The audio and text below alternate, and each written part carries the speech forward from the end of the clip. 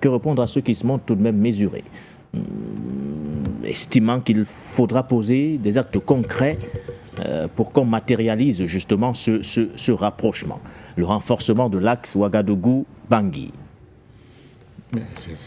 C'est une coopération bilatérale. L'axe Bangui-Ouagadougou est une coopération bilatérale qui peut être le tremplin pour une coopération de deux entités sous-régionales. Je souhaite beaucoup de succès à l'AES et qu'elle continue d'évoluer sur ce chemin du panafricanisme avec tout le succès qu'on lui souhaite. Oui.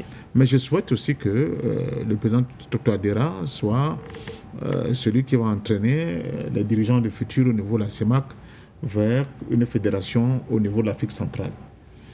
Et ce n'est pas du tout antinomique, entretenir de bonnes relations avec l'AES et travailler pour établir une fédération au niveau de l'Afrique centrale. Pourquoi les gens pensent que c'est impossible que l'Afrique centrale aussi puisse constituer une fédération? Pourquoi?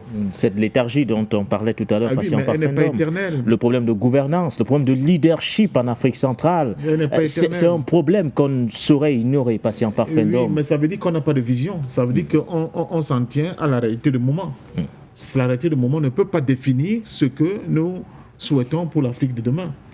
La réalité du moment, c'est une réalité éphémère. Il faut être dans la construction de quelque chose de cohérent, de viable pour le futur. Mais il faut déjà partir de quelque part, patient Parfendom. Oui, mais quand on a tout verrouillé, on fait quoi? Non, ce quelque part là, c'est l'Afrique centrale. C'est l'Afrique centrale, le président. Avec quel dirigeant? Si on isole le professeur Faustin Archange Touadéra. Si on se retrouve sur ce même plateau d'ici 5 ans, vous n'aurez pas les mêmes dirigeants. Vous n'aurez pas totalement les mêmes dirigeants au niveau de l'Afrique centrale.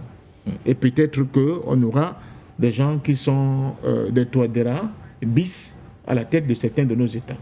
Donc que chacun essaie de consolider sa sous-région. C'est très important.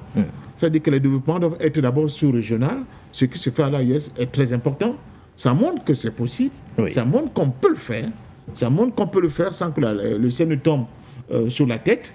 Mais le rôle historique du président Touadéra, c'est de sortir la République centrafricaine de cette gadoue dans laquelle elle se trouvait depuis un bon bout de temps, mais aussi d'être un indicateur majeur de ce que peuvent faire les leaders au niveau de l'Afrique centrale pour justement reprendre la marche en avant du panafricanisme. Donc ne brûlons pas les étapes, ne créons pas des situations qui risquent au lieu de nous faire avancer, ou plutôt de nous faire ralentir.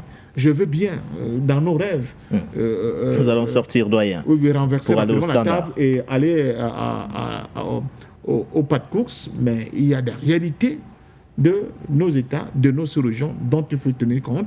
Et parmi ces réalités-là, je pense qu'il y a beaucoup plus de capacité pour des populations du Cameroun et de la Centrafrique de se mettre ensemble que des capacités pour l'instant, avec la réalité historique que nous avons, que les populations, la réalité avec des populations de Gabon, avec ceux de la Tanzanie, de se mettre ensemble. Donc c'est une réalité pour l'instant qui est comme ça. Il faut la prendre telle qu'elle. Merci à vous.